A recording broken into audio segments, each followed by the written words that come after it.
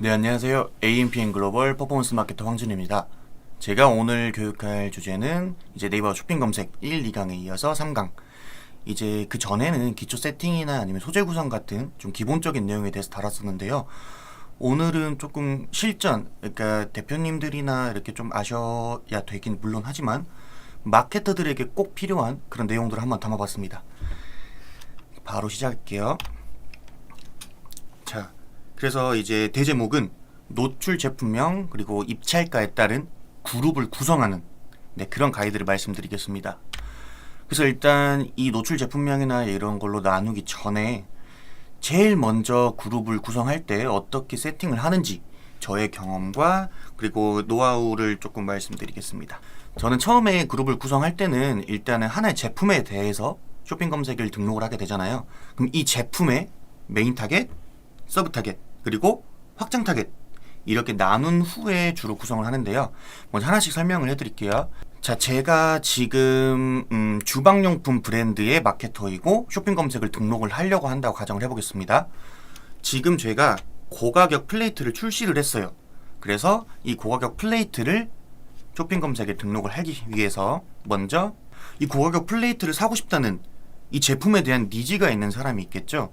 이 니즈가 있는 사람을 각각 세분화를 해서 타겟을 선정합니다. 타겟을 선정할 때 근데 어떻게 하냐? 바로 T&D에 따라서. 왜냐면 어쨌든 노출되는 구조는 똑같아요. 그런데 본인의 니즈에 따라서 검색하게 되는 검색어가 달라지게 되잖아요. 그럼 그렇게 검색을 했을 때 제목이나 뭐 문구 아니면은 확장 소재 같은 이미지 같은 이런 소재의 구성 T&D가 나의 검색어와 알맞아야 구매가 이루어지잖아요. 그래서 T&D에 따라서 타겟을 나누게 됩니다. 이렇게 나누게 되면은 각 타겟에 따라서 뭐 포지셔닝이나 소재, 타겟팅, 입찰 순위를 제가 너무 밑에다가 해놨네요. 입찰 순위를 이렇게 지정하게 되겠죠. 자, 이거를 기본으로 가져가고 다음 설명을 드리겠습니다. 제가 만약에 고가격 플레이트를 쇼핑 검색에 이제 등록을 할 때 메인 타겟은 첫 번째로 구매 여력이 되는 40, 50대 여성으로 잡을 것 같아요.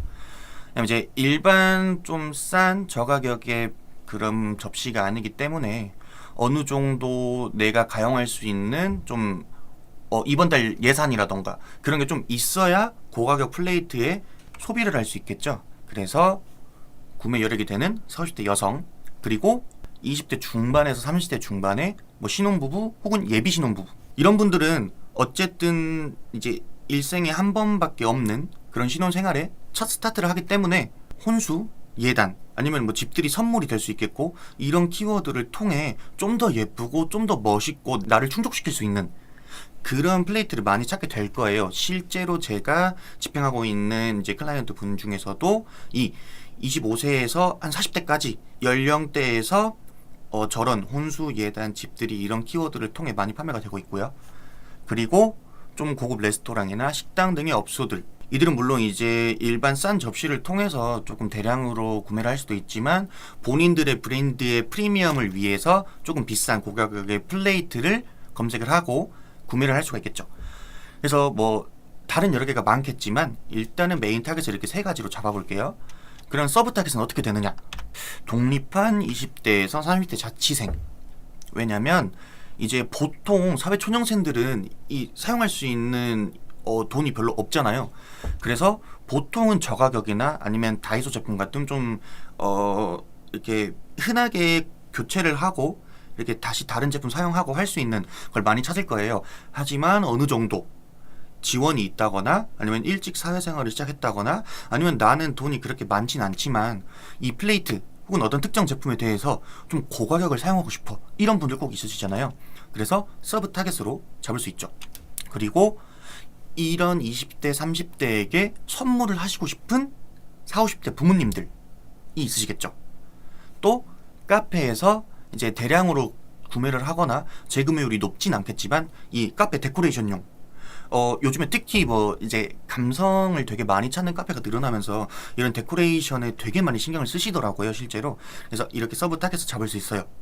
자, 여기까지 보시면 메인 타겟은 제품의 구매 의사가 아주 강한 그런 타겟층을 메인 타겟으로 잡았고, 서브 타겟은 제품 구매 의사가 막 엄청 강하지는 않지만 그래도 어느 정도의 니즈가 있고 원치가 있고 구매가 이루어지기는 하는 그런 타겟으로 이제 설정할 수 있겠죠. 자, 하나 남았죠. 확장 타겟. 확장 타겟은 무엇일까요? 이게 뭐 정규적으로 나와 있는 용어는 아니에요. 그냥 제가 좀 구분하기 쉬우려고 만든 거기는 한데, 먹방 유튜브나 특정 TV 프로그램의 시청자가 저 유튜버, 저 출연자가 사용하고 있는 저 식기, 접시, 저거 뭐지? 하고 검색해서 구매를 할 수가 있겠죠. 실제로 지금 한 700만 정도의 그 유튜브 구독자를 가지고 있는 분이 사용하셨던 이 수저 모양의 접시, 그게 그 영상이 업로드되고 나서 검색량이 뭐 몇십 배, 거의 100배 가까이 뛰어든 적이 있어요. 그래서 이런 분들을 확장 타겟으로 삼을 수도 있고, 또는 드라마 소품, 소품이 보통은 제작을 하거나 보통 싼 걸 많이 사용하기는 하지만 그러한 과정에서 참고해야 하는 게 있겠죠. 그런 분들에게 노출시키거나, 아니면은 또 모델하우스에서 이제 내놓은 그 아파트의 분위기에 따라서 저가형의 접시나 이런 거를 장식을 해놓을 수 있지만, 고가형의 이제 플레이트, 그 중에서도 뭐 아주 하얀 색깔 또는 반짝이는 금 색깔, 아니면은 무늬가 이쁜 이런 거를 분위기에 맞춰서 보통 세팅을 해놓잖아요. 그래서 이런 분들에게 노출시킬 수 있겠죠. 근데 아마 많은 분들이 이게 뭔 소리야, 이런 사람들이 얼마나 사겠어, 뭐 리소스 낭비 아니야? 라고 많이 생각을 하시고 저 또한 반문을 들었거든요. 그래서 여기서 이런 확정 타겟을 굳이 왜 해야 돼? 그럼 이 사람이 먹방 유튜브 한 번 보고 한 번 구매하거나 드라마 소품팀이 참고만 하거나 구매 안 하면 어쩔 거야 라는 분들이 있으셔서 이 강의에서 제일 중요한 멀티 페르소나라는 이 부분을 강조하고 싶어요. 어떤 거냐? 제가 지금 마케터로서 여기 앉아 있잖아요. 근데 저는 평생 마케터는 아니잖아요. 24시간 마케터는 아니잖아요. 주말에도, 물론 마케터는 맞지만 주말에도 이렇게 막 마케팅만을 위한 일을 하진 않잖아요. 많이들 알고 계실 거예요. 이렇게 매체에 이용하는 유저들이 오프라인도 물론 맞지만 지금은 쇼핑 검색이니까 온라인상에서 시간, 장소, 그리고 본인의 사회적 역할, 아니면은 시즌이나 아니면 계절 등의 이슈에 따라 다양한 정체성이 발현되는 것, 이거를 멀티 페르소나라고 해요. 그래서 한 1인, 한 명이 한 가지의 색, 한 가지의 타겟에 포함되어 있는 게 아니라 한 명이 다양한 타겟군에 속해 있다 라는 걸 말씀드리고 싶어요. 자, 이거를 예시를 들어서 설명을 드릴게요. 드라마 소품으로 한번 예시를 드려볼게요. 자, 제가 지금 드라마 소품팀 막내예요. 그리고 31세 여성이라고 가정을 해보십시다. 그럼 제가 아까 말씀드린 것처럼 드라마 소품에 사용하기 위해서 우리 이거 이번에 어떤 걸 제작해야 되는데 어떤 분위기에 어떤 접시를 참고를 하지? 라고 네이버에 뭐 좀 비싼 플레이팅 브랜드나 아니면은 그런 키워드를 검색할 수 있겠죠. 근데 검색만 하고 어떻게 한다? 구매를 안 해요. 그럼 여기서 끝나느냐? 나의 역할은 이제 끝나느냐? 제가 드라마 소품팀 막내로서 네이버에 플레이팅 접시를 검색하고 구매하지 않은 건 끝났어요. 하지만 저는 동시에 30대의 자취생입니다. 이번에 집에 접시가 좀 필요한데 뭘 사지? 하고 네이버에 플레이팅 접시 또는 어떤 이쁜 접시, 샐러드 접시 이런 거를 막 검색을 해요. 했는데 너무 비싸, 나 지금 돈 모아야 돼, 집 사야 돼, 그래서 고가격보다는 조금 저가격을 사고 싶어. 어떻게 된다? 구매를 안 해요. 그럼 여기서 저의 역할은 끝나느냐? 아니죠. 제가 운명의 짝꿍을 만나서 내년에 결혼을 해요. 저는 예비 신부예요. 근데 나는 지금까지 좀 아끼기도 하고, 그다음에 뭐 집을 사야 되기도 하고, 이런저런 이유 때문에 조금 저가격에 그런 플레이팅 접시만 샀어요. 근데 나 이번에 생애 한 번뿐인 결혼을 해. 우리 집 새로 이사가. 좀 예쁘고 고급스러운 플레이팅 접시를 사고 싶어요. 구매가 이루어지겠죠. 그러니까 무조건 구매가 이루어진다는 게 아니라 이런 식으로 구매가 이루어질 수 있다는 거예요. 그래서 이 최초 그룹을 세팅할 때 타겟에 따라 메인, 서브, 확장 타겟 구성을 했죠. 이거를 이제 총 정리를 한번 해볼게요. 일단 첫 번째로 아까 처음 말씀드린 것처럼 내가 쇼핑 검색에 세팅하고자 하는 이 제품에 대한 니즈에 따라 T&D를 다르게 하는 타겟 시장을 세분화합니다. 세분화하셨으면 첫 번째로 구매 의사가 아주 강한 메인 타겟층을 선정하겠죠. 그리고 두 번째로 구매 의사가 있는, 강하진 않지만 있긴 있는 서브 타겟층을 선정하고, 그다음 마지막으로 제가 아까 중요한 용어 뭐라 그랬죠? 멀티 페르소나. 이 멀티 페르소나에 따라 구매 가능성이 있는 이 확장 타겟층을 선정하는 겁니다. 이렇게 해서 각각 다른 그룹으로 같은 제품을 세팅을 했겠죠. 자, 이렇게 세팅을 하고 한 2주가 될 수도 있고 한 달이 될 수도 있고 어느 정도의 전환수가 일어났어요. 그래서 이제 제외 키워드를 통해 그룹을 재구성해야 돼요. 이럴 때 어떻게 하느냐? 물론 이제 마케터마다 좀 이게 방법이 다를 수 있으니까 무조건 이렇게 해야 됩니다가 아니라 저의 경험을 말씀드릴게요. 자, 먼저 네이버 이제 검색 광고 시스템을 들어가시게 되면은 이렇게 위에 카테고리 중에서 보고서를 누르신 다음에 자체한 보고서를 누르시면은 이렇게 보고서 설정하는 란이 뜨죠. 여기서 기간, 내가 얼마 동안의 데이터를 가지고 제외 키워드를 설정할지 기간을 설정해 주시고, 지표, 여기서는 이제 저는 캠페인과 광고 그룹, 검색어 이렇게 나눠봤어요. 그리고 노출, 클릭률, 총 비용, 그리고 평균 클릭 비용, 그 다음에 전환된 수, 그리고 전환율, 전환 매출액, 광고 수익률, 마지막으로 노출 순위 이렇게 지정을 한 다음에 다운로드를 누르시게 되면 이렇게 뜨죠.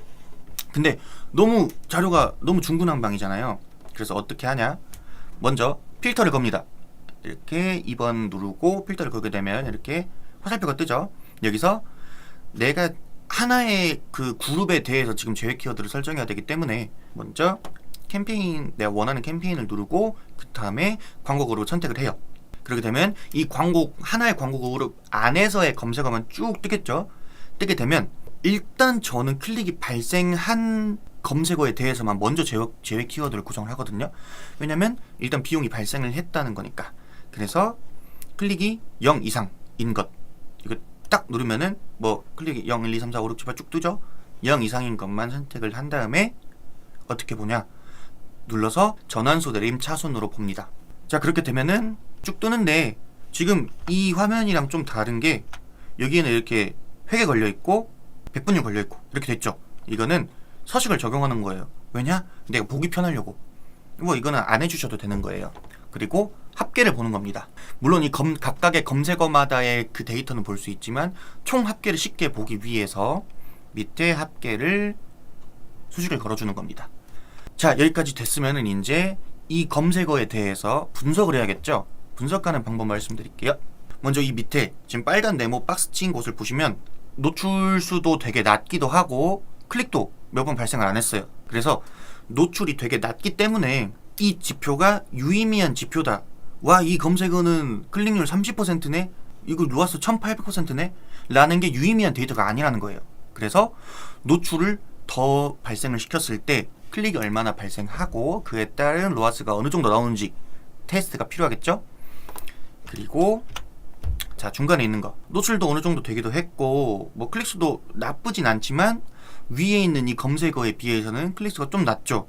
그래서 물론 이렇게 100개 클릭된 이 검색어에는 이 로아스가 어느 정도 맞는 로아스 그리고 맞는 전환율을 보일 수도 있어요. 하지만 저희가 좀 더 이 오차를 줄이기 위해서 그래서 표본을 크게 잡아야겠죠. 그래서 클릭이 더 발생했을 때 전환이 얼마나 발생하고 전환율이 어느 정도고 광고 수익률이 어느 정도인지 판단할 필요가 있겠죠. 그래서 이것도 테스트가 필요한 검색어입니다. 제일 중요한 거 지금 보시면은 노출 순위도 대체로 높은 편이고 로아스도 적당히 높은 편이고 클릭도 되게 많고 전환수도 유의미하게 많죠. 이런 전환 키워드, 전환 검색어를 가지고 먼저 그룹을 구성을 해볼게요. 자, 이 빨간 박스 안에 검색어들 중에서 보시면 이제 노란색 쳐져 있는 이 검색어를 봐보세요. 파란색 박스 여기 지금 평균 클릭 비용이 둘 다 854만 817원으로 비슷하죠.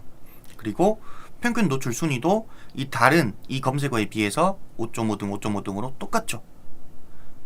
이렇게 평균 클릭 비용과 평균 노출 순위가 비슷하다는 게 무엇을 뜻하냐? 비슷한 비용으로 비슷한 순위에 노출된다는 건 비용을 비슷하게 올렸을 때 비슷하게 높아질 수 있다는 가능성을 말하는 거예요.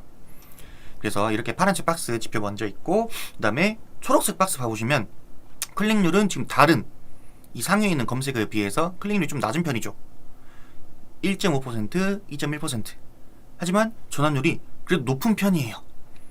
여기 있는 거는 좀 3% 낮긴 하지만 전환율이 4% 가까이 된다는 것은 나쁘지 않은 검색어라고 저는 보거든요.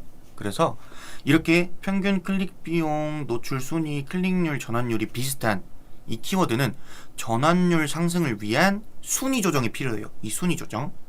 그래서 이 두 검색어를, 이 두 키워드를 조합을 해서 그룹을 따로 구성해주고 여기 있는 나머지 검색어들을 다 제외를 시켜줍니다. 그러면 그 그룹에서는 이 두 검색어로만 노출이 되겠죠. 이렇게 해서 이 두 검색어의 순위를 높였을 때 어느 정도의 클릭률과 어느 정도의 전환율 이런 효율이 나오는지 체크를 할 수 있는 거예요. 그리고 만약에 이 검색어랑 이 검색어랑 차이가 많이 나죠. 차이가 많이 나는데 타겟이 같은 타겟이에요. 아까 플레이팅 접시를 예로 들었으니까 플레이팅 접시라고 가정하면은 여기는 만약에 혼수용 플레이팅 접시고 여기 있는 키워드는 예단용 플레이팅 접시라고 가정을 해볼게요. 그럼 이 두 검색어가 가리키는 타겟은 똑같잖아요. 그러면 이들을 이렇게 각각 놔두는 게 아니라 노출 제품명, 노출 이미지를 하나의 타겟이니까 그 타겟에게 맞게 구성을 하고 이렇게 조합을 해서 그룹을 구성한 다음에 나머지 이 키워드들은 제외시켜 보는 거예요. 그랬을 때 지금 이렇게 노출 잘 되는 이 검색어를 통해 이 노출이 안 되는 검색어가 상승될 수가 있죠. 왜냐, 지금 얘는 1순위인데 이것밖에 검색이 안 되는 거예요. 근데 얘는 5순위인데도 이렇게나 검색이 되는 거잖아요. 그래서 이 차이가 있습니다. 그래서 이렇게 따로따로 구성을 하는 그 기준이 어떤 거냐면 제가 아까 말씀드린 이제 노출 제품명이나 제외 키워드를 통해 그룹을 구성하죠. 근데 뭐 입찰 순위 여기서 말씀드렸던 것처럼 5.5등 정도에는 입찰 순위에 따라서 구성할 수도 있겠고 전환율이 낮은 키워드끼리 구분을 할 수도 있겠고 클릭률이 높은 키워드끼리 구분을 할 수도 있겠고 소재 같은 타겟을 바라보고 있는 검색어라면 그들의 소재에 따라서도 분류할 수 있겠고 이렇게 다양하게 분류할 수 있어요. 그래서 실제로 지금 여기 보시면은 여기는 이제 제품명이라 가려놨어요. 고전환, 전환에 따라서 분류한 거죠. 기업, 타겟에 따라서 분류한 거죠. 노출량에 따라서. 단체 중에서도 도매와 일반, 이것도 타겟, 소재 구성에 따라서. 답례품, 이것도 같은 타겟을 바라보는, 이 답례품은 뭐 결혼식이 될 수 있고 돌도 될 수 있고 하지만 어쨌든 같은 답례품이라는 키워드를 통해 구성이 되어 있고, 또 로아스 1000 전환율이 높은 이 키워드를 통해서 구성이 되어 있고요. 뭐 이런 식으로 뭐 시즌 이슈에 따라서도 구성을 할 수 있고 순위가 낮고 효율이 낮은 애들을 따로 뺄 수도 있고, 그러니까 이런 식으로 구성을 하는 거예요. 이렇게 돼서 지금 하나의 캠페인 안에 광고 그룹이 여러 개 있는 거를 보여드렸는데 아주 많이 그 쇼핑 검색 이 캠페인도 다양한데 노출되는 양도 매우 다르죠. 20만인 것도 있고 300인 것도 있고 해서 이런 식으로 다양화해서 구성을 하는 겁니다. 그래서 이렇게 구성을 해서 뭐 실제로 어떤 성과를 보였느냐, 어떻게 보면 조금은 극단적인 사례가 될 수도 있는데 그나마 가장 최근 사례를 일단 가져와 봤거든요. 보시면은 이게 지금 3월달에 광고를 이제 클라이언트 분이 직접 돌리신 지표예요. 보시면 뭐 로아스 360%면은 나쁘진 않지만 파워링크 두 가지 그룹과 쇼핑 검색 단일 그룹으로 구성이 되어 있죠. 근데 이렇게 소액이고 뭐 전원 수도 많지 않기 때문에 이게 완전 유의미한 지표다. 내가 1000만원을 썼을 때 똑같이 360%의 로아스가 나올 수 있다 라는 게 확정되지 않은 데이터예요. 이거를 제가 5월 초쯤에 계정을 받았고 저번달 8월달에 지표입니다. 물론 이게 너무 극단적인 게 뭐냐면 이전에 이렇게 얼마 안 쓰셨잖아요. 근데 이게 런칭한 지 얼마 안 돼서 얼마 안 쓰신 것도 있어요. 근데 제가 5월달에 집행을 한 이후부터 이제 네이버뿐만 아니라 DA나 아니면 뭐 바이럴이나 이런 거 좀 집중적으로 이렇게 공격적인 마케팅 전략을 하면서 스펙링도 확 늘어나긴 했어요. 그래도 이제 각각에 대해서 보여드릴게요. 일단 저기 제일 위에 파워링크 여기는 자사명만 있어요. 여기에는 제품명 아무것도 안 넣어놨어요. 자사명만으로 지금 보시면 평균 클릭 비용 73원에 로아스 약간 14,000%로 나오는 이렇게 자사명을 통해서 이 8월 전환 매출액의 절반을 책임졌죠. 근데 또 여기서 물론 로아스가 자사명만 했을 때보다 쇼핑 검색 여러 개를 했을 때 떨어지긴 했어요. 하지만 매출 볼륨이 매우 커졌죠. 어떻게 키웠냐? 제가 아까 보여드린 그런 노출 제품명이나 제외 키워드 관리를 통해 쇼핑 검색의 캠페인을 되게 다양화해놨고 하나의 쇼핑 검색마다 이 광고 그룹도 되게 많이 해놨어요. 그래서 뭐 이 캠페인의 경우에는 로아스 약 1700%의 전환 매출액 1000만원이죠. 근데 밑에도 1000만원 똑같이 전환 매출이 나왔지만 로하스 300%죠. 왜 이렇게 차이가 나느냐? 아까 말씀드린 제외 키워드와 노출 제품명으로 나눠놨기 때문이에요.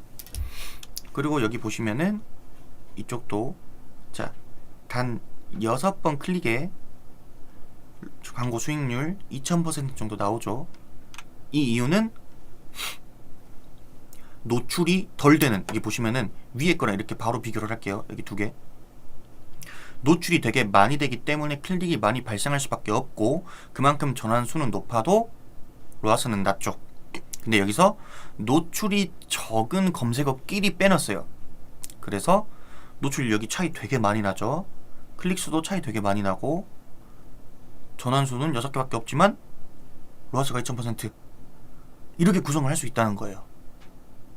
그래서 이제 물론 이거는 좀 예산적으로 차이가 있으니까 극단적인 사례긴 하지만, 이렇게 스pen딩이 높아지고 관리할 수 있는, 제가 취할 수 있는 액션이 많아질수록 엄청난 리소스를 투여를 해서 캠페인 나누고, 하나의 캠페인에 광고 그룹 10개씩 이렇게 나누게 되면 각각 캠페인에 그 목적에 맞는 로하스와 전환 매출액을 챙길 수 있는 겁니다. 자, 그래서 오늘 내용은 여기까지인데요.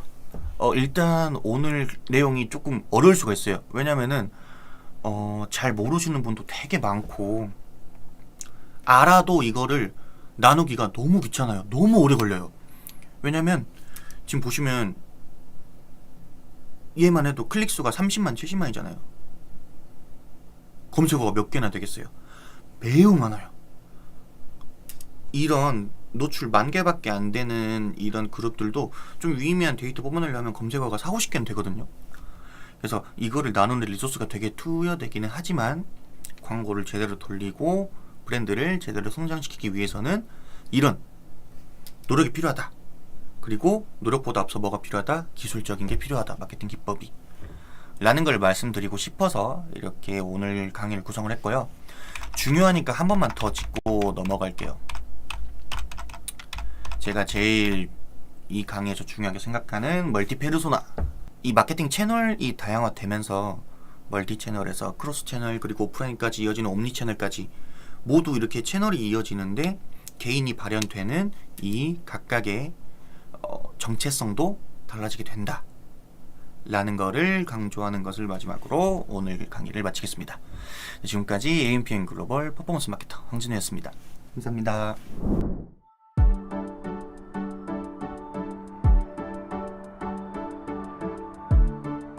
구독과 좋아요는 컨텐츠 제작에 힘이 됩니다.